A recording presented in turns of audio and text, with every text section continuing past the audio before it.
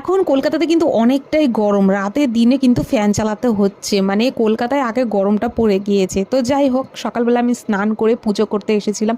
তো আমার পুজো হয়ে গিয়েছে। এটা আমাদের লক্ষ্মী ঠাকুর, আর তার পাশে যে গায়ে চাদর দেওয়া আছে এটা আমাদের কার্তিক ঠাকুর। কারণ এবছর কার্তিক পড়েছিল, তো আমরা পূজা করতে পারিনি কোনো একটা কারণের জন্য। তো সেই জন্য আমরা পরের বছর সেই পূজা করব। তো প্রতিদিন কিন্তু তাকে জল ফুল দিতে হয়। পুজো শেষ করেই আমি ছাদে চলে যাবো, তার কারণ ছাদে গিয়ে কাপড় মেলতে হবে। তো অনেক দিন আগে ছোট ছোট এই চারাগুলো লাগানো হয়েছিল গাঁদা ফুলের, তো এত সুন্দর ফুল ফুটেছে মনে হয় তুলতেই ইচ্ছা করে না। তবে মাঝে মধ্যে আমি দু একটা করে ফুল তুলি যখন ফুল কম পড়ে। তো আমার এদিকে জামা কাপড় মেলা হয়ে গিয়েছে, আর তোমাদেরকে এখন একটা আমি জিনিস দেখাবো। এই যে দেখো, তো চলো দেখাই আগে।